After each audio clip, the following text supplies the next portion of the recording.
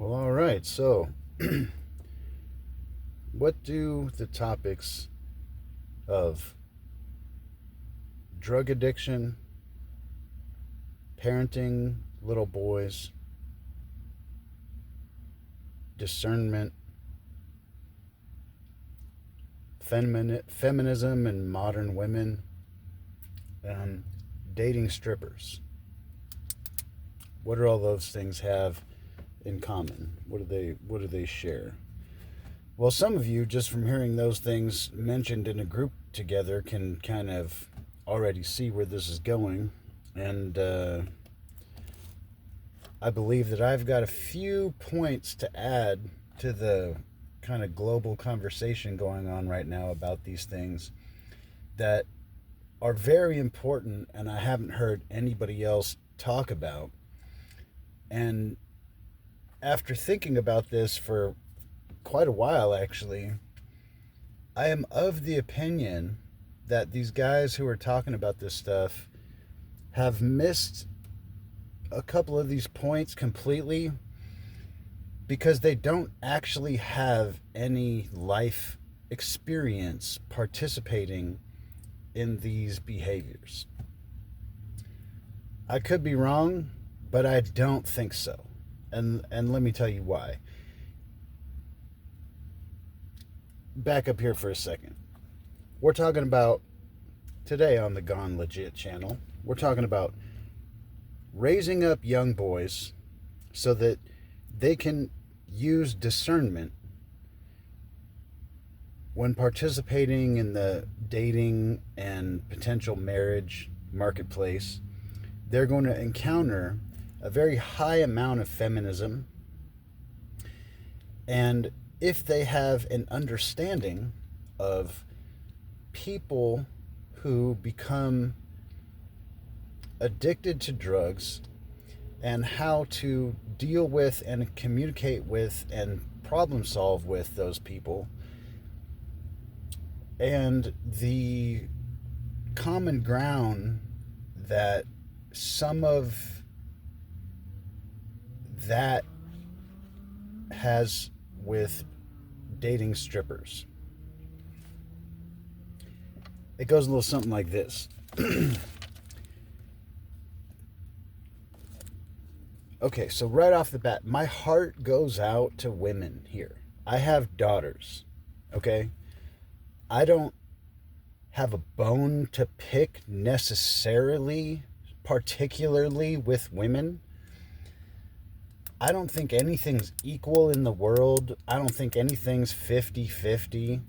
And I do believe wholeheartedly that the vast majority of the responsibility and then the accountability that needs to be doled out for the current situation that we all live in is to be directed at men, not women. That being said, I also believe simultaneously that everyone's responsible for their own decisions, everyone's accountable for their own behavior.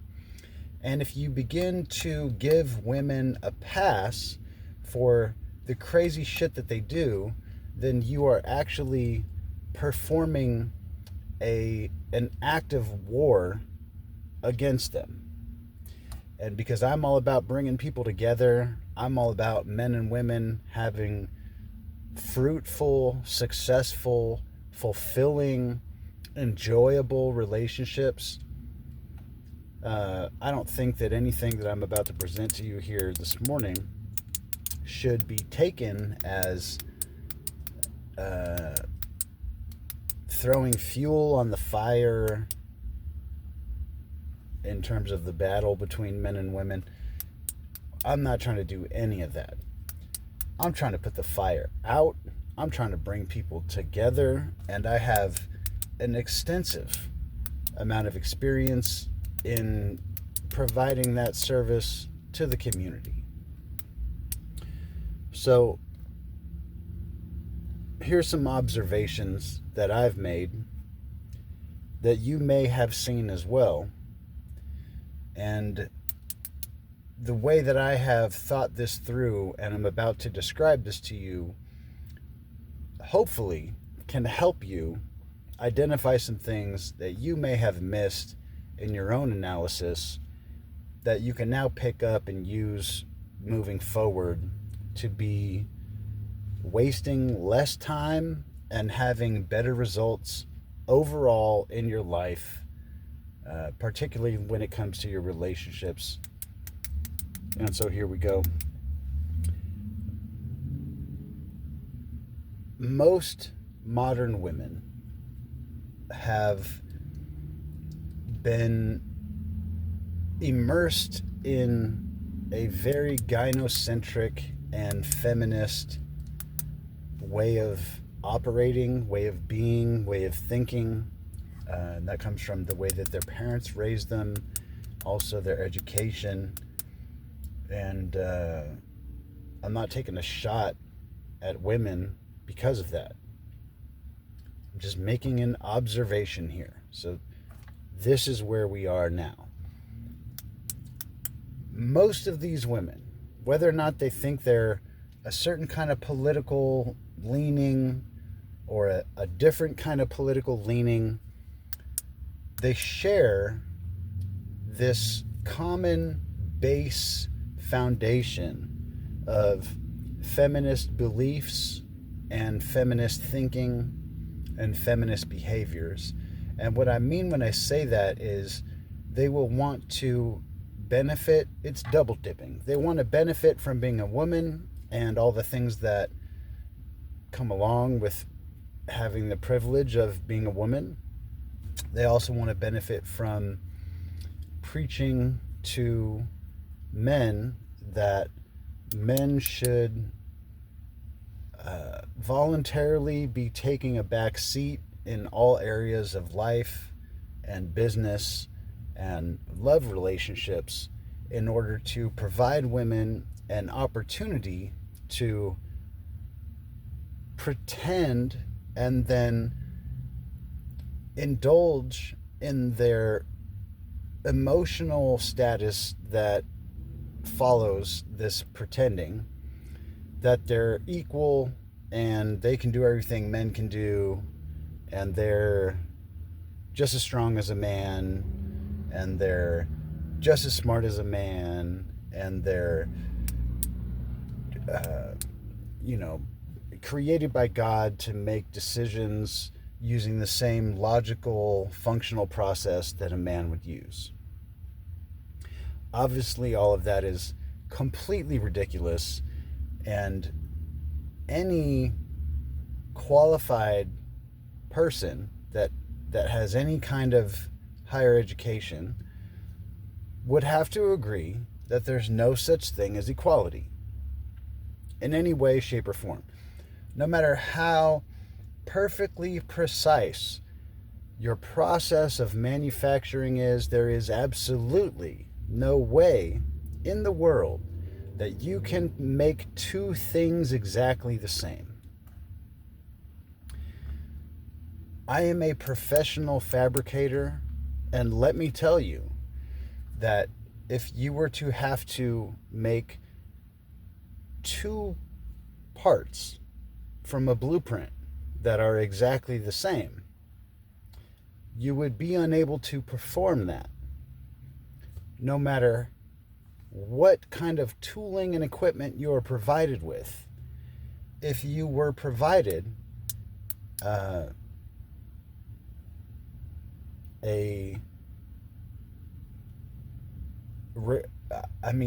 qualified level of measuring equipment, you would be able to measure whatever parts you were producing in a small enough measurement that you would be able to determine that none of these things are actually exactly the same at all, even though all of them might be within the tolerance required to meet the standard of the blueprint. So most of you probably have no experience fabricating anything or producing anything by hand from scratch. And let me be the first one to tell you that there is no two things that are the same. No matter no matter what the price is. In the past, I've created products that were very inexpensive. Currently, I create products that are more expensive than any normal person anywhere in the world could ever be reasonably expected to be able to purchase. Okay, so the things that you would spend millions and millions of dollars on and would reasonably be able to expect that if you were going to purchase two of these, they would be the same. They aren't the same. They aren't going to be the same. And there's nothing that you could ever do that would be able to make them the same. So one of the things that you're going to learn as a customer when you start dealing with multiple millions of dollars and trying to purchase things is that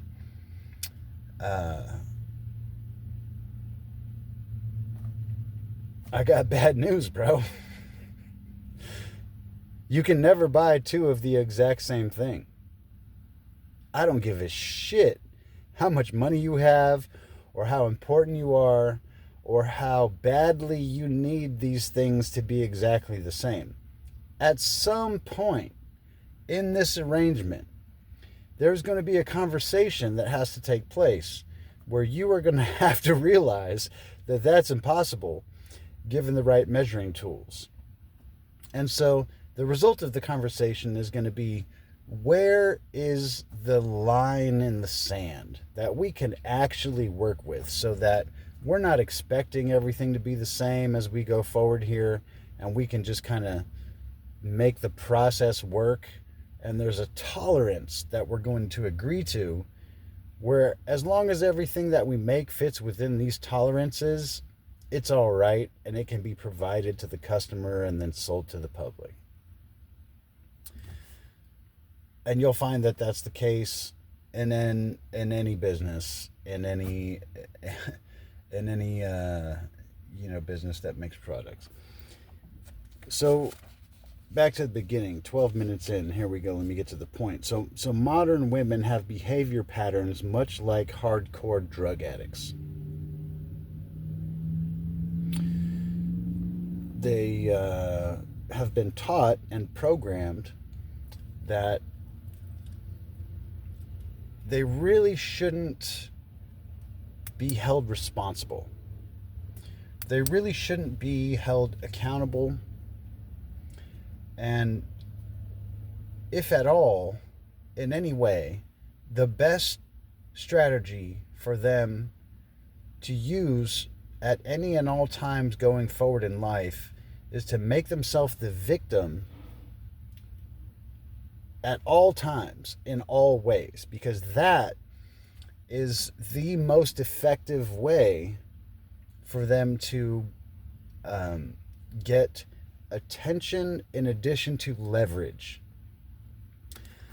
And women want what they do not have exactly the same way that men want what they do not have. Well, let me take that back. Maybe not exactly the same way. I'm not a woman, so I can't really speak in absolutes like that. So let's try to be a little more correct. So men and women both want what they don't have. It's very common. It's very understandable, right? That's kind of the nature of the beast. So what is it that men don't have? Well, men, we're all alone. No one gives a shit. There's nobody coming to save you. No one wants to hear you complain. Nobody wants to hear you cry. Nobody, man. Okay? So what is it that you don't have? Well, you don't have a family, right? And you don't have any resources. So you have to figure out how to go out into the world and acquire and maintain and save and reinvest and profit from your resources. Then, once you have that under control, then it's most appropriate to attack the family issue. And if you want a family, which you do and you should, and that's good for you, then once your resources are under control, it's much more effective, much more fruitful, much more appropriate to go out and work on the family. In order to produce a family, you're going to need to find a woman that wants to have your children. I know this goes without saying, so forgive me for going over this stuff that's so remedial. Now, within this problem lies all kinds of complications and variables, but we're going to break it down to some very simple, almost ridiculously simple kind of points here. And then whatever discussion or complicated variables you want to add to this is that's cool. That's fine. I'm sure it works. Things are going to be a lot more complicated than what I'm about to go over with you here, but remember, there's a drug addict, a hardcore drug addict style of behavior that if you spend a little time going into the psychology of this and the behavior patterns of this, then dealing with just women in general is going to be much easier for you, and it's going to make a lot more sense. You're going to have much less frustration. You're going to have much less misunderstandings when it comes to women. So a hardcore drug addict will lie and hide. First and foremost, they will lie, they will hide. Okay? You have to be able to see who's lying to you and who's hiding from you in plain sight, right in front of your face. Okay, so if you've watched any of my videos, you will have picked up on a theme that tends to come up, and that is, it's very important for you to understand sales. It's very important. You need to understand how to sell things to people. How to sell yourself is very important as well. There's principles here that if you understand them, when you deal with other people, you will be able to identify them, these principles, when they're being used on you. And there's nothing to get upset about.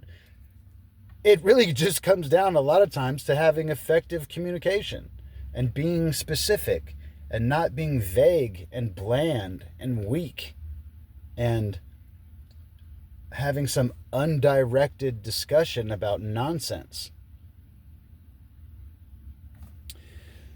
So the knowing who's lying to you and who's hiding from you is very important. And one of the most effective sales techniques that I've ever seen anybody use in any industry, and I've seen it in many industries, is the hide in plain sight technique. It's excellent. So in the middle of a sales presentation, there's a lot of ways for it to go good, a lot of ways for it to go bad. One of the things that you may encounter is you'll be taught to never acknowledge the sales process in a sales presentation. And in my experience, that is a very solid principle to operate on. But just like in show business, there's a term called breaking the fourth wall. It's like where the actor looks at the camera. This is like what the whole TV show The Office got so popular for. They were breaking the fourth wall, or third wall, or fifth wall, or whatever Bro, I'm not gay, so I don't know about Hollywood shit as much as some of you, but you get what I'm saying. They would look at the camera and be like, "Did you see what she said?" And kind of give you a reaction to lead you in a certain direction. Excellent. Excellent technique. It was funny. It worked. I've seen The Office before a long time ago. Hide in plain sight technique. Breaking the fourth wall. So at some point in a sales presentation, the customer might be like, "Oh, well, you're just trying to sell me this. You're just trying to sell me this house. You're just trying to sell me this investment. You're trying to sell me this. You're trying to sell me this." At that point, you lean into it. You're like, "Yeah, of course. I mean, of course. Of course. I'm trying to help you make the positive buying decision to do something that we've had a long conversation about how you're interested and how it's going to benefit you or how it's going to benefit your business or whatever these things are that we've been talking about." And now it would be nonsense and silly to expect me to try to talk you out of it, right? So of course I'm trying to sell that to you. But I hope we've built enough rapport here that you would feel confident that I'm not trying to sell you something you don't need or you don't want. I'm trying to do my job. If you came in here looking to buy what we're selling, the most important part of my job is to not talk you out of it. You know? And there's a million ways to have that conversation with people. You don't have to say it exactly like that, obviously. That would work okay, but there's probably better ways to put those words. So the lying and hiding and being able to use discernment to see people lying to you and hiding from you is very important. What you're going to find next is that these people will double down on bad decisions after they've already yielded bad results. And that, my friends, is hardcore drug addict behavior. Hardcore drug addict behavior.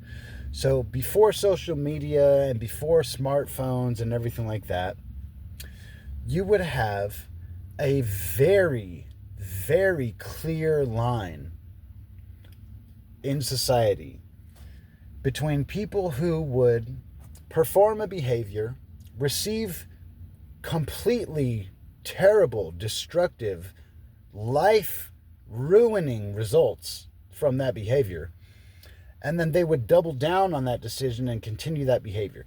Those people would be so easy to see just walking down the street compared to the people that would just make good decisions because they could see the results from other people's decisions, or people that would make shitty decisions, receive shitty results, reanalyze, calculate, determine a new pathway, and then do that instead of doubling down on the decisions from before that yielded such terrible results, right? So only hardcore drug addicts would do that.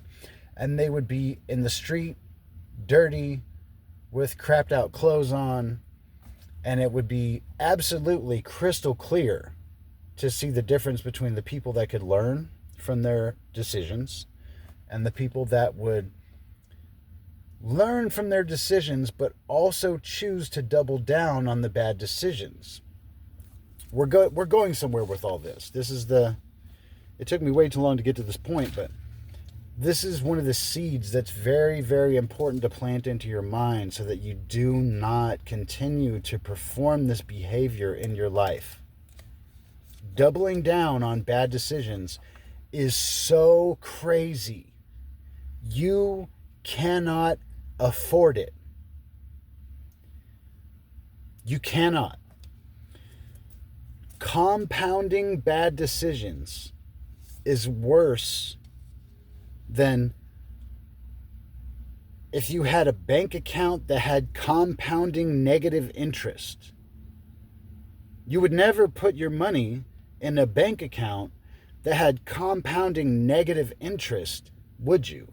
That would be completely insane, ridiculous, embarrassing, and it would result in your death much quicker than if you were to not compound on bad decisions and put your money in a bank account that had compounding negative interest. Make sense? Excellent. So, in terms of the drug addict part of it,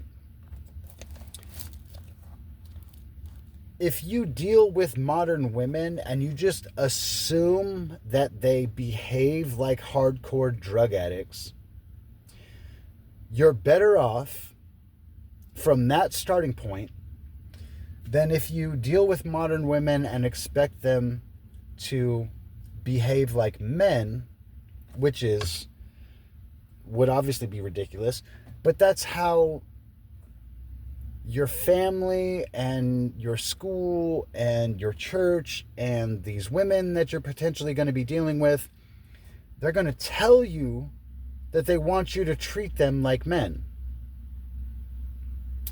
That's not true. They don't want to be treated like men. Everyone's lying to you. And it's kind of like the thing called chutzpah. Like, if you're dumb enough to believe this shit, it's your fault. It's a test. It's like a shit test from the world. Are you dumb enough to believe this shit? You think women want to be treated like men? They don't, bro. Not now, not ever. I'm not saying treat them like drug addicts. I'm saying assume they behave like drug addicts. Treat them like regular people. Until they behave like such hardcore drug addicts that you have to account for that. But in the beginning, don't treat them like that. Treat them normal. But expect them to behave like that, even though you're treating them normal. I'm just giving out cheat codes here, guys. Write this shit down. Okay, so in terms of the other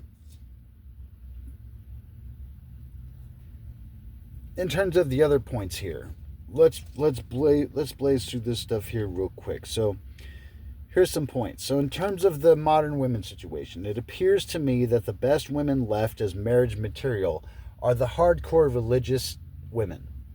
The super Christian ones, the hardcore, old school, Orthodox Christian women seems to be doing just fine. The Muslim women, as far as I'm concerned, seem to be doing just fine.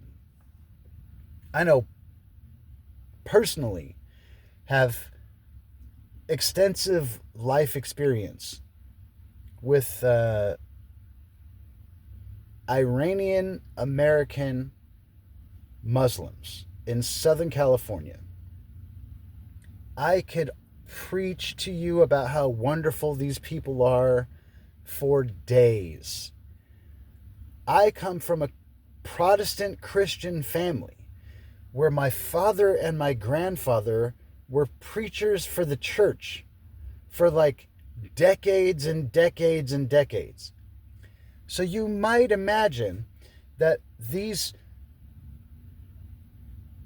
immigrant Iranian Muslims and me may not really be the best of friends. You would be wrong. You would be way wrong. Those are my people. Let me tell you. And I've never in my entire life seen one of those women go nuclear on one of those men. Not in front of me. Not in public. Not when there's guests over at the house. Not at a family function. Not in front of me. Not ever. Ever. Okay? I cannot say that for the Protestant Christians that I'm overly familiar with. Okay? Just a data point.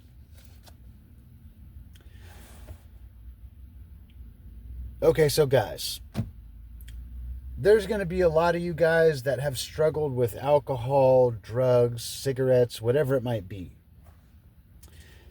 And a lot of that is going to be for a very common reason. There's obviously many reasons why people would be involved in drugs or other addictions. Here is a very, very, very common one that you may have dealt with similarly to myself. And that's, I didn't really feel my feelings. I didn't really feel the change where like I didn't really want to drink and smoke and party or, get faded or any of that anymore. I didn't feel that leaving my body and making an exit from my lifestyle until I got enough turbulence in my life that I spent a good amount of time trying to figure out, what am I doing that is making so much turbulence where I just want it to be smooth sailing for a little while. And what I found, that you may also find, is that there were some things that I was lacking in terms of my development and my maturity that would be reflected back to me in my relationships. And my parents didn't fucking want me, man. They didn't like me. They were kind of fucking burnt that they had another child, that it was a son. It was probably a little more than what they were signed up for at the moment. I can't explain to you all the reasons why or how, but what I can tell you is that it is very, very common for families that have multiple children, that the last one is a son, to kind of like, man, they don't really want this one that much. It's the last one. And, yeah, they may be super stoked about you when you're first just a little tiny baby. But as you begin to get old enough to start making some comparisons and developing some understandings, you may see, okay, well, yeah, they don't have the same energy for me that they do for my other siblings. They tend to like these other ones more. Maybe I get less attention. And that comes across like they don't want you as much. Maybe they do, man. I don't know. Maybe they love you just as much as the other ones. Probably not. Let's just keep it real, dude. Let's keep it a buck. Probably not. Okay? That doesn't mean you hate these people. That doesn't mean they're evil people. People are just people, man. You can't love everybody the same. You can't. You can't spend the same amount of time and energy on everyone. There's no equality in the world, right? Remember? So at some point you kind of have to dust it off and figure out what happened and suck it up and love them anyway and move forward without being a resentful piece of shit. So there's a real good chance that you didn't get treated the same as your other siblings. There's a real good chance that other people got some preferential treatment over you and you took it in the ass, like, my parents don't love me that much, they don't want me that much, they don't like me that much, maybe there's something wrong with me. Totally normal, not a big deal. What I then went and did, that I would imagine a lot of you have gone and done, is I would go out and have unsuccessful relationships that were turbulent because I was aligning myself with people that were going to bring up all this garbage that I still had yet to deal with. This underdeveloped part of my personality that's basically a child that's confused by their parents that don't like them that much. It's a huge barrier to having fruitful relationships as an adult. You want to be able to have some type of sense of normalcy, and you want to be secure and strong so that your woman can rely on you. And if you think your family don't like you and you're still carrying around this, like, my parents didn't love me that much bullshit when you're like a full-grown man, then when you get into these relationships, you're going to have some behavior patterns like I did, where you're going to expect women to provide you with things that are not their job. And you're going to fail at doing your job, which is potentially even more egregious because you're taking these women on as your responsibility. You're going to look after them and look out for them and protect and provide and whatnot, right? So it's very, very important that you're actually a whole person.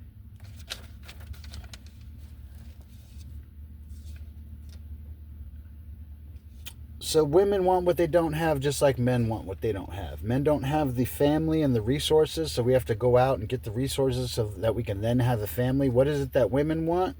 Women want strength and power. Women are born weak. They want strength. Women are born powerless. They want power. So that's the feminism carrot dangle. They're dangling the carrot of power. Oh, you can have power? You want power? Check this out. We can manipulate this situation that you can have all kinds of power. It's fake power. It's fake strength.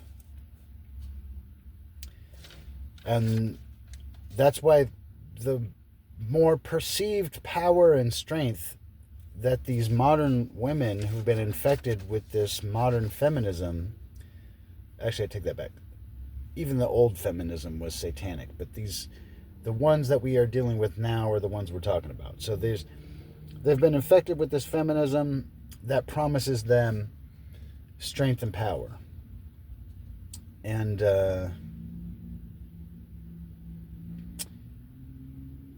it's your job to save them from themselves. If you give them strength and power, they will wield it against you and themselves. You're Adam and she's Eve.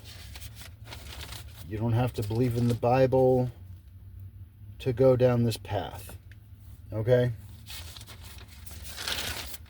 It still plays here. So, let me give a rundown as quickly as I can through the next couple pages of notes. So, why do men date strippers? We do it because it's easier. Here's what you guys don't understand about the dating strippers thing. Why do men date strippers? Oh, because they're going to give you freaky sex and all that. I got good news and bad news, bro. Good news. You can get freaky sex anywhere you want. Bad news. Most of the strippers that you deal with aren't going to do anything sexually for you that other women won't do.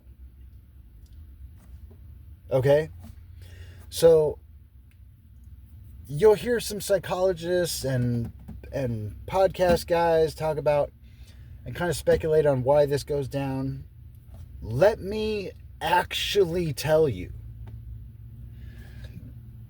The reason that we conquer strippers is because it's easier.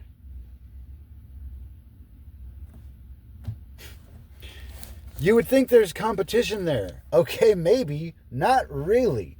Most of the guys that go into strip clubs pay the strippers. Okay?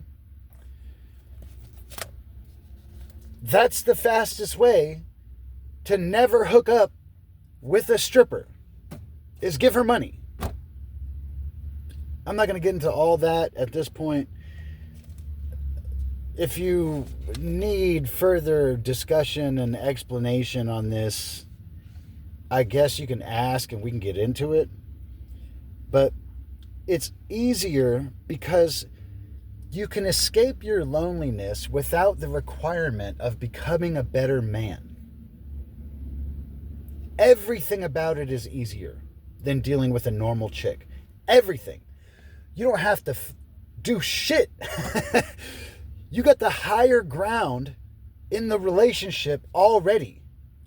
It's just it really is fucked up to date strippers, man. It's easier. You don't have to do any of the hard, honorable things that you would require yourself to do if you're with a girl who just sings in the church choir. Right? You absolve yourself of all this upward trajectory that you have put on yourself as a man in terms of your intersexual dynamics with women. You can just be a piece of shit. It doesn't make a difference. You can be as big of a piece of shit as you want, and she's still a fucking sex-working piece of shit. So you automatically win everything all the time. Because there's nothing you could possibly do that's as fucked up as what she's going out and doing. You know what I'm saying? There's nothing you can do that's dumber than the dumb shit that she's doing. This chick is going and taking her panties off for $1. Okay? So it doesn't matter what you do. It doesn't matter what you say, where you go, how you say it, how you treat her. None of it fucking matters. You have the higher ground. So yeah, it's a very kind of dark, opportunistic, picking on women who are clearly making bad decisions. It comes from brokenness and weakness and self-doubt. It doesn't come from being some type of like super sexy alpha male type of guy that can go out and have sex with the hottest women. That's not what's happening, man. At all. So don't get caught up in like looking up to dudes that get sex from strippers. Okay? All right. So, yeah. Chances are, I'm not talking about strippers anymore, okay? I'm talking about normal women. Normal women. You meet this girl at the coffee shop, at the gym, you met her at church, you met her at the library. I know none of that happens anymore. But there's a very high percentage chance that when you get into a relationship with this woman, that she dislikes you, she wants to destroy you, she sees you as weak, she sees you as a loser, she sees you as beneath her, she's better than you, she can do better than you, she probably thinks that she's like fucking stronger than you, and all this crazy shit. And although it is kind of personal, it's also simultaneously not really that personal, because there's a good chance that she just feels this way about men in general. Now, in addition to that, she's going to feel this way individually, personally, towards you, which is going to be a little bit of an issue. But these are things that you're going to have to account for and try to not take personally. And then you're going to have to try to educate and heal this woman as much as you can, so that she is not being punished by her own fucked up mentality here. And it benefits you if you can accomplish this, because now you can have a relationship with a much more rational, centered, whole person, instead of just a broken, needy child that lives completely deluded all moments of the day. So yeah, she was probably spoiled by her parents. It's not just that she's crazy and evil or whatever. That's probably not the deal, right? She's probably an undercover feminist, even if you met her at church. Probably. Okay? Not maybe. Probably. So account for that. Expect that. Don't take it personal and get mad. Have a game plan.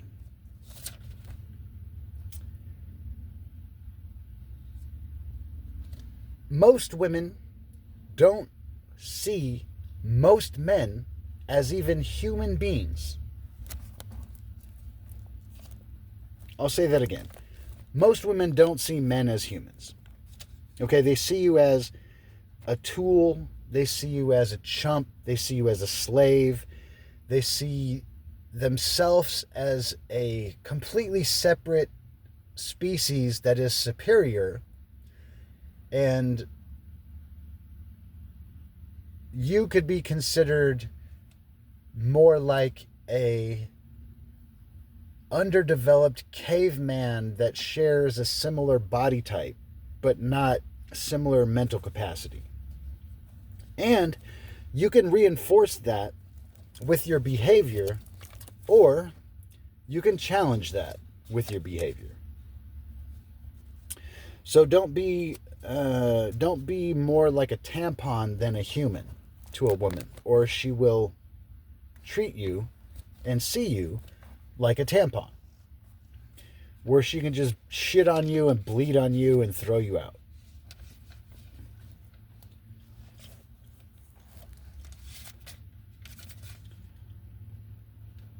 Okay, so when she perceives your sexual market value to be higher than hers, even then she sees you as like a toy or an item, or like a nice purse that she's really proud to have and go out and be seen with.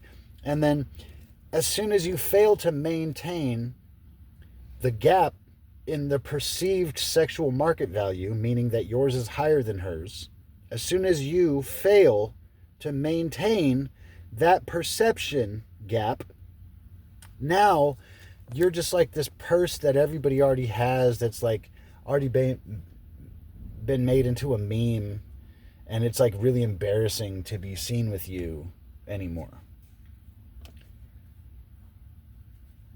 Another thing that you're going to have to try to not take personal, and if you have it in you, you're going to try to handle these things and overcome them and correct these things.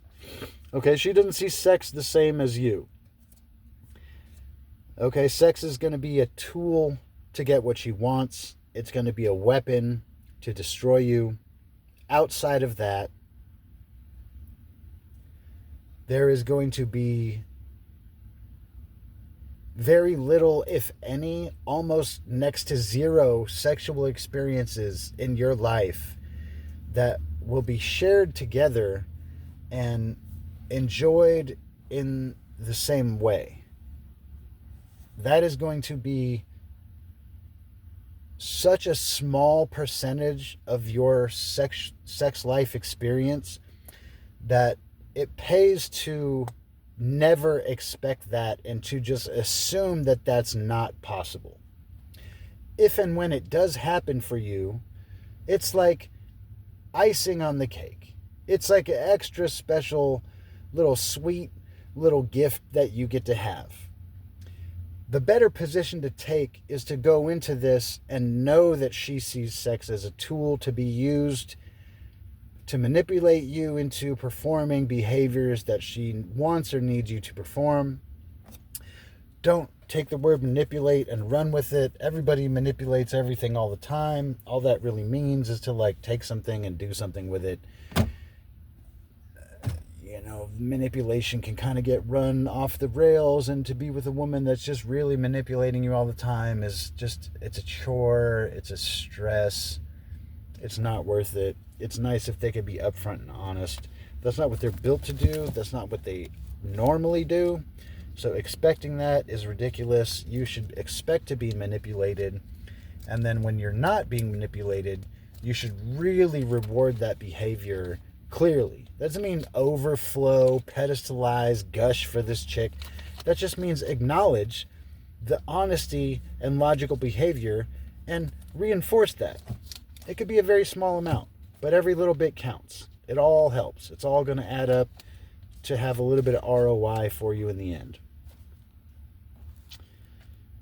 You'll never be able to have the kind of relationship you actually want, where you can be vulnerable and let your guard down and I can just be myself and she's going to be nice to me. I am sorry, sir. That is not how it works. Stop it.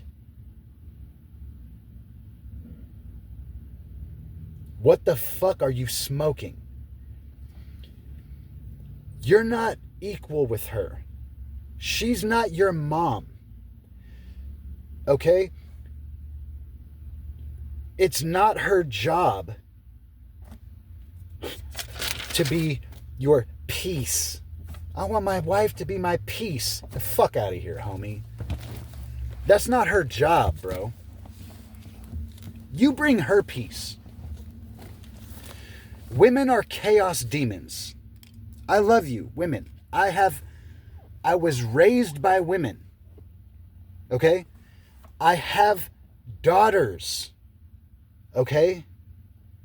Women are chaos demons. You have to save them from themselves. That's your job, not theirs. It's not their job to be your peace. It's not their job to be your little safe place where you could be vulnerable. That's gay. Stop it. That's not what they're built for. You comfort them. Bro, if she comforts you, great. Don't keep expecting her to do that. What are you doing? Go do some push-ups, homie.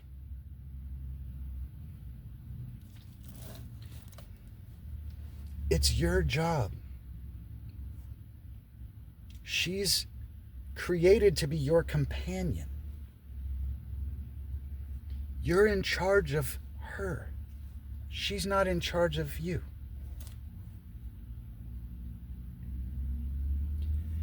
If you're going to lean on her for strength, for comfort,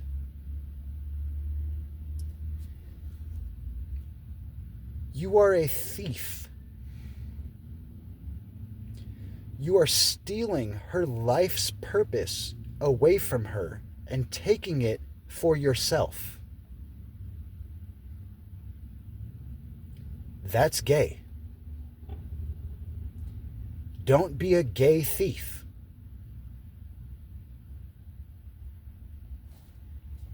Life is not a fairy tale. You might have seen in movies where the hero falls and his woman helps him back up and he's victorious in the end. That's a psyop. She can't love you when you fall. She cannot. She cannot. Okay? You got to dust it off and get back up. That's not her job. You're showing her. You are proving all of her doubts to be true when you fall. Does that mean you'll never fall? No. Does that mean she's going to bail on you instantaneously as soon as you fall? No. Things don't happen that quickly. People don't just move that quickly most of the time. Okay? She'll start thinking about it. Clock's ticking, homie. You better get them track shoes on and keep it pushing real quick, because she's already thinking about, okay, this is fucked. What kind of timeline are we on here before we have to make some serious adjustments to this arrangement? And the faster you get up, dust it off, and hit the ground running, then the quicker she doesn't have to worry about that anymore. So you're doing her a favor, which is great. Okay, I shouldn't say you're doing her a favor. You're not doing her a favor. You're just keeping up your end of the deal, which is what you should do. And you shouldn't expect anybody to give you some extra fucking cookies for doing it. So yeah, when you fall, you're showing her that you aren't the best option. You're showing her in her head that her worst doubts were true. And her worst doubts are fucking crazy. Like, she thinks she's better than you. She thinks she's stronger than you. She thinks she can do what you're doing better than you can do it. And she doesn't even really think this shit. She hasn't, come up with these ideas on her own because she's so overly intelligent and developed that she has this mechanical logic brain that just picks truth out of the ether. No, bro. She was programmed with this virus called feminism from early in her life that she's just as strong as boys, that she's just as smart as boys, that she can do anything the boys can do. So yeah, man, they fucking sabotaged you before she ever even knew you existed, bro. That's what you're dealing with. It's not like she's some evil super hoe that like thinks she's better than you because she has evidence to prove this to herself. No, man. She's just a regular person that got raised by parents in school. And this is what they think now. So yeah, man, it's looking like if you want a good, healthy relationship with a woman, like, you have to go save one, man. You have to find one that's kind of savable and then save her ass. Save her from herself. Save her from the world. Save her from hell.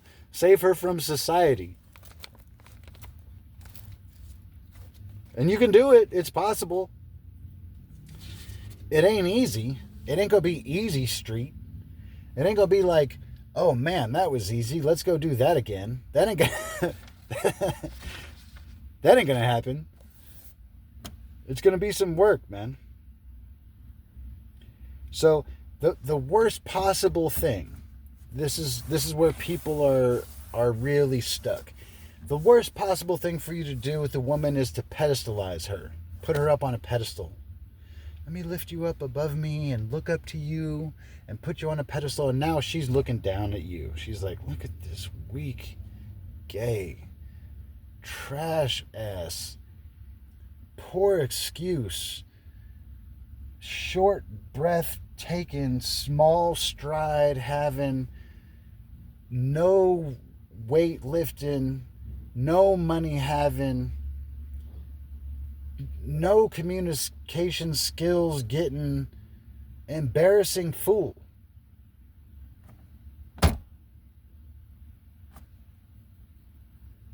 And rightfully so, man. Don't pedestalize her. It's abuse. Pedestalizing women is abusing women. So why would you do that? You pedestalize her because you have dog shit for self-esteem. That goes back to what I was saying in the beginning about how your parents raised you like they didn't like you. That's why you pedestalize women. Your self-esteem sucks. Why'd your parents raise you like that? Well, bad news is they got lied to. They got told that the best way to raise up your sons now is to treat them like you don't want them, and then that's going to make them into strong men. And that was bullshit. So, yeah, but why does it still feel like, okay, but we're just going to let them off the hook? No. They fucked up, right? They are under a direct order from God himself not to allow people to lie to them and fool them. And they blew it. They're under a direct order from God to use discernment. And if they can't figure out, they're supposed to get their people together and sit down and reason with one another so that they can behave in the correct way, so that they can run the race of life in such a way that they may win and set you up to win. And they fucked up. What are you going to do? Cry about it? You going to be mad at them? Okay. You got about 15 minutes where that's a acceptable behavior, bro.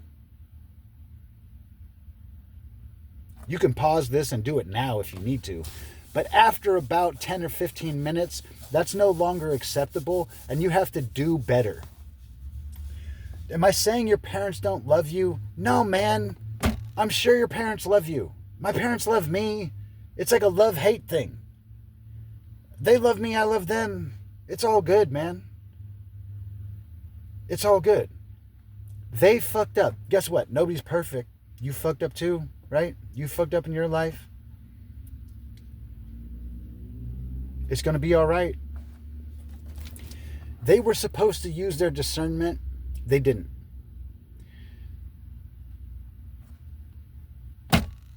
You got to keep it pushing, man. Use your discernment now. Learn from their mistake. Don't treat your male children, don't treat your sons like you fucking hate them. Don't tell your sons, okay, first off, don't cut their dicks off as soon as they're born. Okay, stop genital mutilation of your sons. Okay, bro? Just stop it. If they want to cut their dick off later because they think getting circumcised is the move that they want to do with their life, then the honorable thing would be let that guy choose. If he wants to cut his dick off, who's going to stop him? He can do it on his own. He don't need you for that. Okay? So yeah, circumcising babies, I'm pretty sure everybody knows at this point, you're a fucking lunatic. You're a massive loser if you're mutilating the genitals of your sons. Massive loser. So stop doing that. And then don't raise him up on a healthy diet of teaching him that he's what's wrong with the world, he's what's wrong with history, even though he didn't exist then, and you don't really like him that much, and everyone else shouldn't really like him that much either. That's not the move, okay? You can create really strong men by skipping all that shit and leaving your sons' dicks alone, telling them that they have nothing to do with whatever these people were doing in history, and that nobody could ever treat everyone the same as other people. So the things that you do for them are very special to you and them, and unable to be shared with other people, and unable to be cheapened by the experience of being shared with other people. So yeah, let them know that they're valuable. Don't program them with self-hatred and genital mutilation. All right, next point.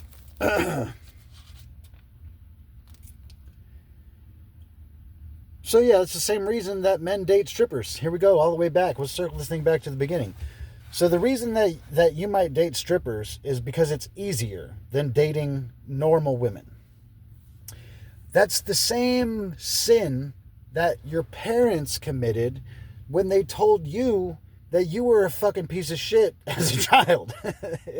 Maybe not in those exact words, but it's easier for them to treat you like they don't really want you or they don't really need you. And it's easier for them to accept that and perform that behavior if they've been told that by authorities that that's how they should raise you.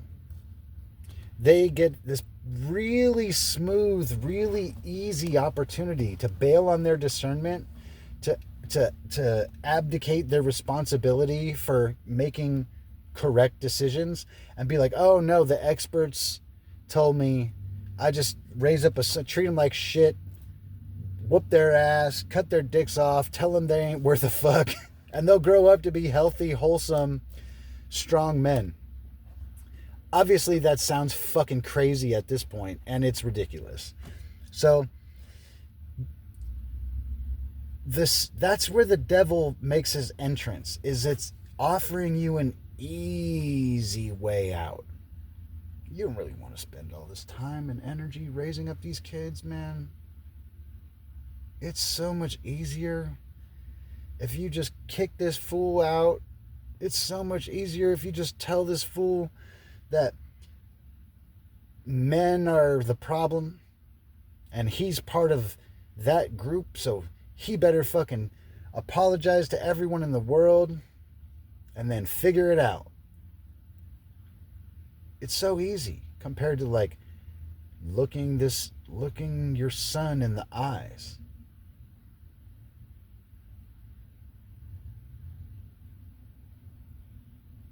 It's so much easier to look a stripper in the eyes than it is to look a regular, normal, wholesome woman in the eyes, because she sees you right back. And when a stripper is looking through your windows into your soul, you have the higher ground, because she takes off her panties for $1 and you don't. So you can't see my soul. I see your soul. I can see everything I want for $1. Your soul is for sale. My soul might be broken in pieces and in drastic need of reconstruction, but I get to pretend that I'm better than you, right? You see how much easier that is? I don't have to fix myself. I don't have to look myself in the eye. I don't have to look myself in the mirror. I don't have to acknowledge my own shitty behavior and then figure out a way to become stronger and then follow through on all that behavior repeatedly and consistently and make a lifestyle change. I don't have to do none of that. We ain't going there. You know how much that's even a mouthful to say. Imagine how much work that is to actually do. Imagine how much footwork that is compared to the amount of calories that I can save by dating strippers instead.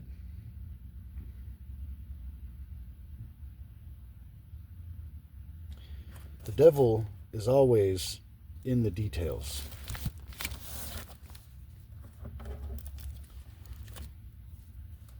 That's how the evil creeps in. That's the devil in disguise. It's the ease. It'll never stop.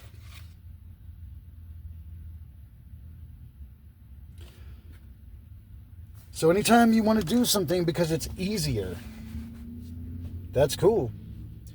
I'm all about efficiency. I'm all about results. Nothing wrong with that.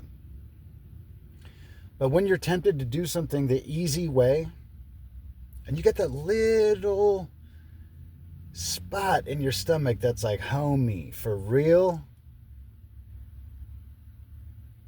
You already know what I'm going to say. Don't do it. Is what you're doing the better way? Is it the best way? And is it the honorable way? If what you're doing isn't the best way, and it's not the honorable way, you should really be reconsidering. There's no shortcuts. You pay for everything you take from this world. Nothing's free.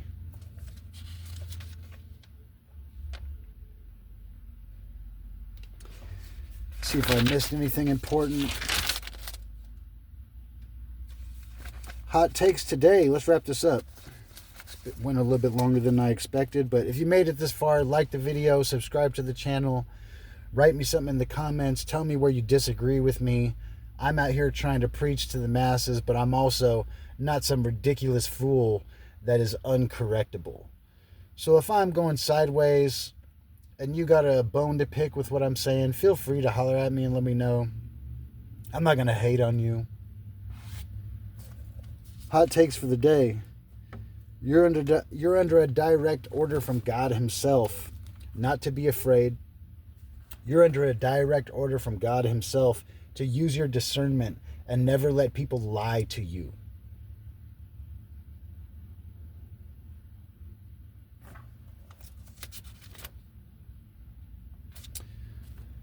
One last one.